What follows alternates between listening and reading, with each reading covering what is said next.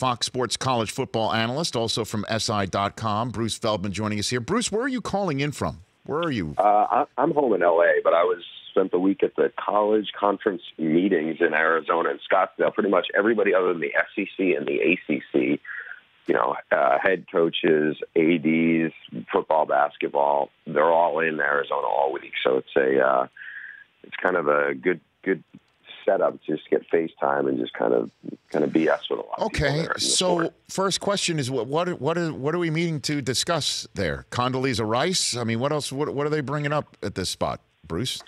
A lot of it is really just about how the sport is run at that point. Everything for, my bosses at Fox and a lot of folks at ESPN higher up are there because they talk about little, issues maybe that they think they can do better, in terms of, working on the relationships. And there's other things where coaches want to talk about everything from the transfer policies or, different things that they think will come down the pipeline.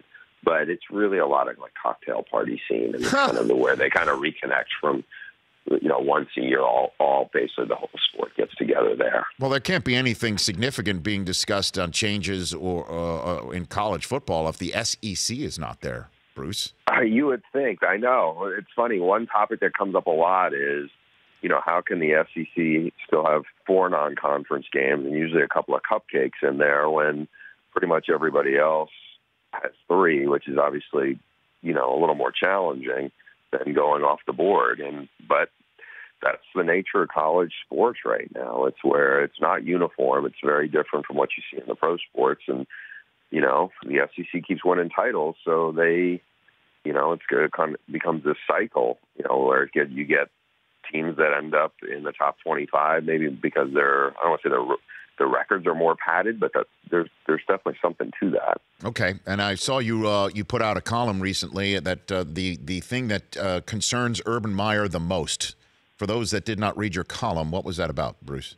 Yeah, so I didn't set out to do this story this way, but after talking to a lot of players around the program, we talked about, basically, he has this program called Real Life Wednesdays, and it's something he's been doing for a while, but it's really evolved, and quite honestly, he's evolved in the last few years.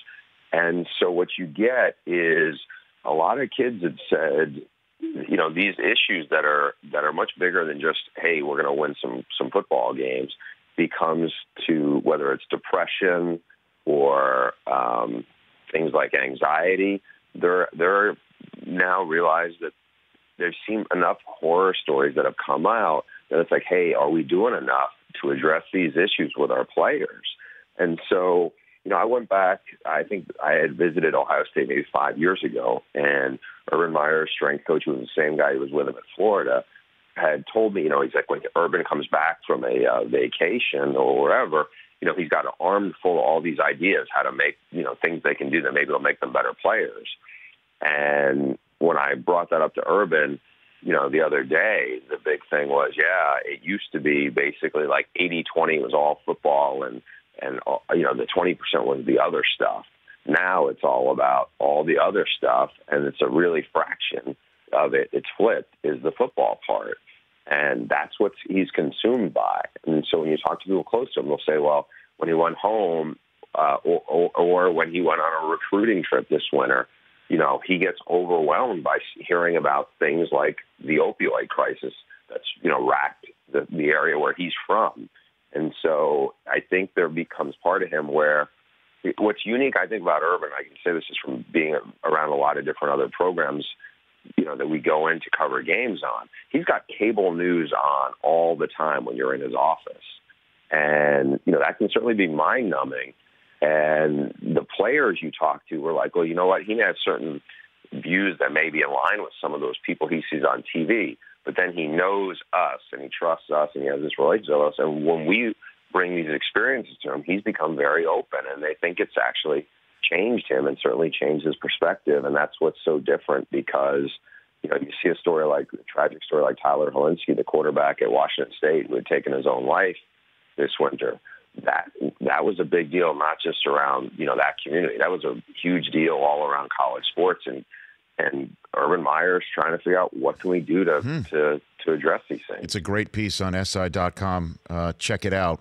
Let's be fair and balanced here. Everything that I heard about Shea Patterson getting that waiver from Ole Miss and playing at Michigan, game changer is the words that I've heard, and it's a crucial season, obviously, for Jim Harbaugh and Michigan football coming off of last year's 5-loss disappointment. Is that an accurate description of Shea Patterson being allowed to play football this fall for the Wolverines?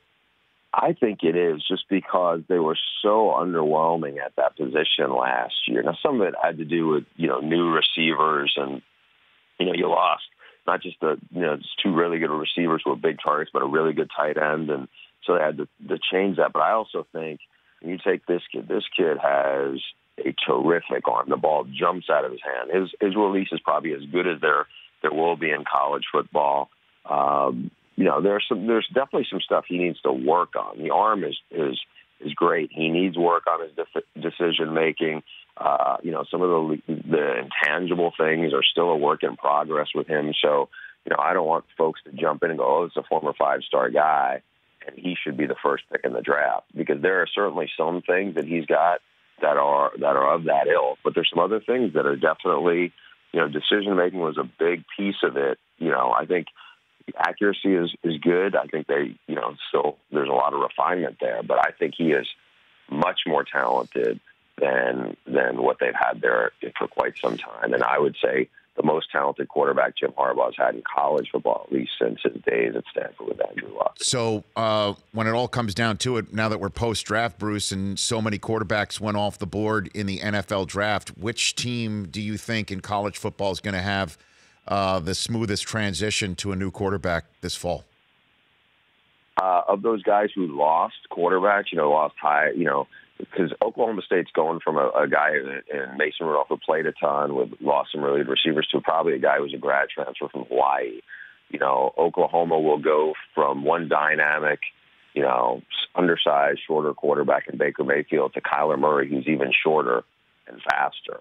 I think USC has the most interesting transition, because they will go from Sam Darnold, who was terrific in his year and a half, almost 2 years as a starter, to a guy who I think will win the job, who's a true freshman quarterback, who comes from the same high school as Matt Leinart, Matt Barkley, modern day. It's a powerhouse in Orange County. This kid's really smart, really talented. JT Daniels. I think he's not the guy, because the other quarterbacks they had really, really struggled, when you watch them this spring. And I think there's a lot of pressure on a kid who has not, is not even enrolled yet. And he's graduating, I think, later this month. But, USC should be the favorite in the South, in the Pac-12 South. But I just think that the bar for this kid is really, really high. He graduated a year early from high school. Now, he's still 18 years old, so he's not like he's really younger than most kids. But he was expected to be a senior in high school, and now he's jumped into Pac-12 football, and like I said, the expectations are going to be really high on him. And is it possible that Chip Kelly's first quarterback at UCLA, with Rosen now in Arizona, is Wilton Speight, formerly of Michigan? Is that? Yeah, it is entirely possible. He's a grad transfer. Obviously, he had some success in 2016. Like I said, when those receivers were there, he was much better. Last year, he struggled. We had the Purdue game where he got hurt, and that was pretty much it for him.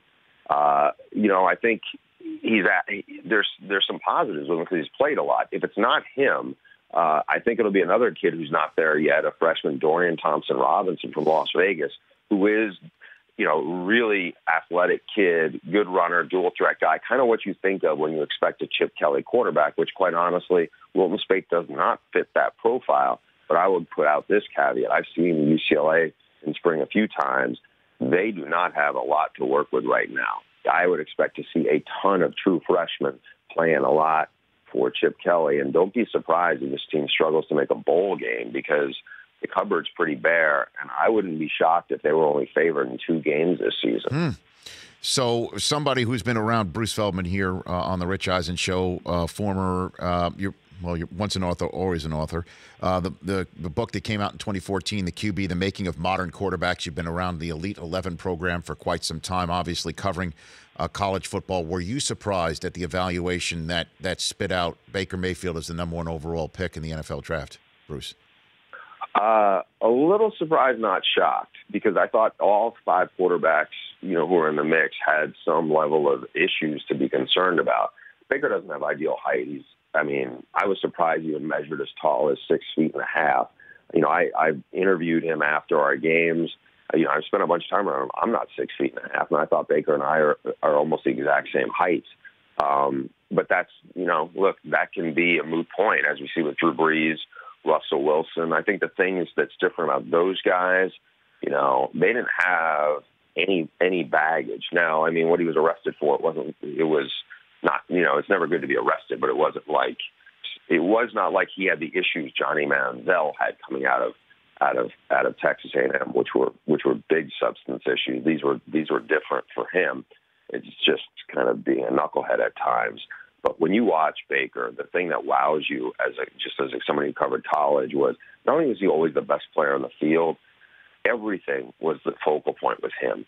I think if Baker Mayfield's not the starter at OU last year, not only did they not make the playoff, I'm not sure if they win more than 8 games. Their defense was decent. It wasn't that good. It wasn't like they had, great skill talent. They had pretty good skill talent. But even go back a year earlier, D.D. Westbrook wins the Biletnikoff Award. Yeah, he's fast, but it's not like D.D. Westbrook is Larry Fitzgerald. I think a lot of that was Lincoln Riley's a great play caller, and I think a lot of it is Baker Mayfield is a great trigger man. And last one for you, Bruce. Out of all the evaluation stories that you have heard through your years of doing this, where does the Alonzo Highsmith finding the volleyball coach of the women's volleyball team of UCLA in an airport, asking him about Josh Rosen, then getting the answer you need to ask his girlfriend, and then reading a red flag just into that alone, Bruce, where does that rank for you? I think it fits into the category of that's not my kind of guy. I look at it when I see it, and I'll find something that probably, kind of substantiates my initial, glance at it. And I think there's a lot of that goes on. And for all the time that is spent, I think there's a lot of it that goes on, not just in NFL draft rooms, but also in college recruiting, where you just look at somebody and you're like, I don't know if that fits what I'm looking for. And I would use this example. Luke Kuechly is a phenomenal linebacker. I remember talking to a Duke assistant, and they said, I asked, why do you think more schools didn't want him? And they would see him walking around school where he had glasses on, and he looked like a nerd. They were like, that can't possibly be, a linebacker. And is that why Notre Dame passed on him and took somebody else from that, from that same area? Who knows? But it's just like, I think a lot of that is really on personas as much as anything. And so, look, maybe the people who were gun shy on Josh Rosen will be proven right. Because it's a 50-50 deal with all this. And I don't think anybody can be totally convinced, yeah, this guy's, the Quentin Nelsons and Saquon Barkleys and Minka Fitzpatricks, they are the exception rather than the rule in this process. Bruce, great chat as always. We'll chat soon, okay? My pleasure. Always good to talk to you, Rich. Thank you. You got it. At Bruce Feldman, CFB. The Rich Eisen Show, weekdays at noon Eastern on Audience.